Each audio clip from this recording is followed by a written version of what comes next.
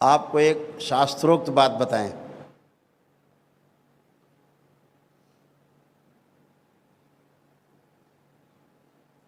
दो तरह की पूजा अर्चना है।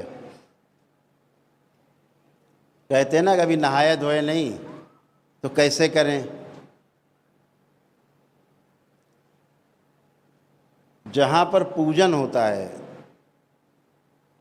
पार्थिव रूप से सब चीज़ें सजा करके फिर आप पूजन करते हैं, यहाँ पर तो आपको स्नान आदि करके पवित्र होकर के बैठना है,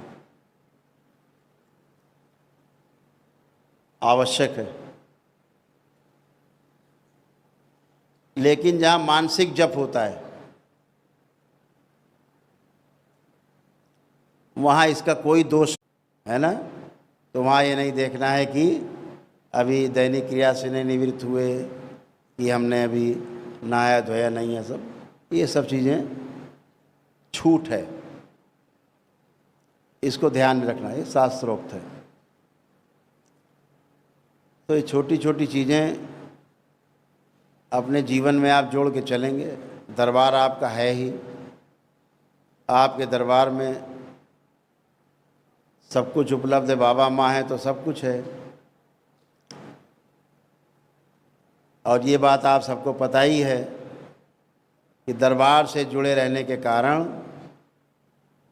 इस सृष्टि का कोई भी आसुरी शक्ति आपको छू भी नहीं सकती।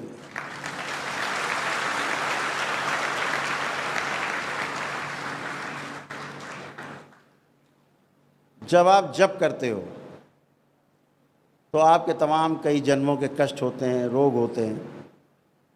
अगर आप दरबार से नहीं जुड़े होते तो रोग कष्ट भारी होकर के प्रकट होते और आपको बहुत कष्ट देते।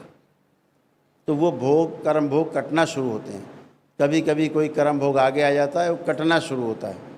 उस समय एक ही प्रार्थना करनी है दरबार से, बाबा से, बाबा हमारी सहने की क्षमता बढ़ा दी जाए, इतनी कृपा करें।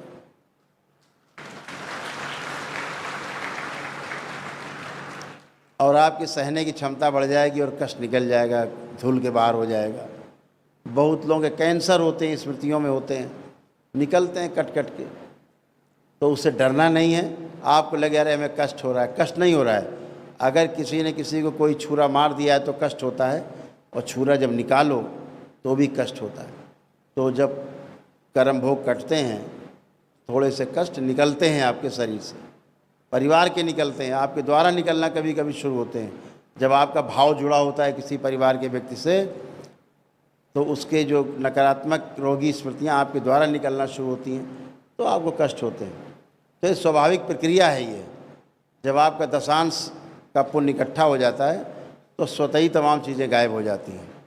तो इसको ध्यान रखेंगे, इससे डरना नहीं है, भयभीत नहीं होना है। ये समझ लेना है हमारा कोई कर्म भोग कट रहा है इससे। क्यों? कर्म भोग को काटने की शक्ति परम पूजनी बाबा जी के पास है।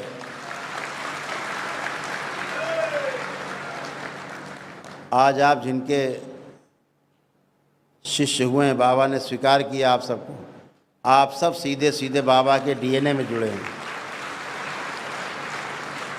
दरबार का ऑफिशियल चैनल करौली सरकार ईश्वरीय चिकित्सा विज्ञान केंद्र चैनल को जरूर सब्सक्राइब करें। नमः शिवाय।